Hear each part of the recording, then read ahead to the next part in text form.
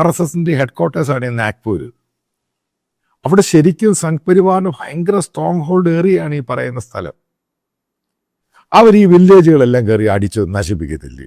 ഇത്രയും പോലീസുകാരെ ഉപദ്രവിച്ചു. ഇതാണ് ഈ പൊട്ടത്തരം എന്ന് പറയുന്നത്. ഇത് ആമിക്കബിളി കൊണ്ടുപോകേണ്ട ഒരു സംഭവം. അതിനെ ഭൂതി പെരിപ്പിച്ച് എന്തെങ്കിലും പറഞ്ഞാൽ പെട്ടെന്ന് അങ്ങ് പ്രൊവോക്ക് ചെയ്യൂ. എന്നാൽ ഉണ്ടായത് എന്താണ് സത്യം, എന്താണ് കാരണം, അതിനെപ്പറ്റി ബോധം പോലുമില്ല. ഇത് കൺട്രോളൊന്നും ചെയ്തില്ലെങ്കിൽ മറ്റൊരു ഗുജറാത്ത് പോലെ ആകും. കയറി അങ്ങ് നിരങ്ങും. ഇതാണ് ഈ പെട്ടെന്ന് ചാട്ടവും ബഹളവും ഒക്കെ ഉണ്ടാക്കി ഈ പ്രൊവോക്ക് ചെയ്യുമ്പോൾ ആദ്യം മനസ്സിലാക്കണം ഉണ്ടാകാൻ പോകുന്ന ഭവിഷ്യത്ത്. കാരണം മാൻ പവർ അവർക്ക് കൂടുതലാണ്. അവരാണ് ഭരിക്കുന്ന, പോലീസ് അവരുടെ കയ്യിലുണ്ട്.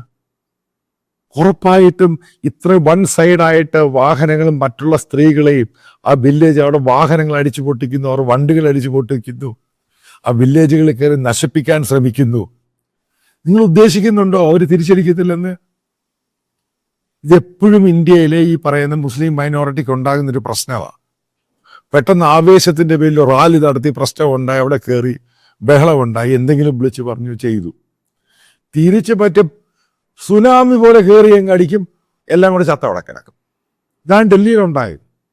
ഇത് അധികവും റയറ്റിൽ ആരാ തുടങ്ങുന്നത് ശ്രദ്ധിച്ചോ. പിന്നീട് അത് എവിടെ ചെന്ന് നിൽക്കുക, പിന്നെ വിക്ടിം എടുത്ത് കരയുക, എനിക്കത് പോയി, ഇത് പോയി, എൻ്റെ അത് പോയി.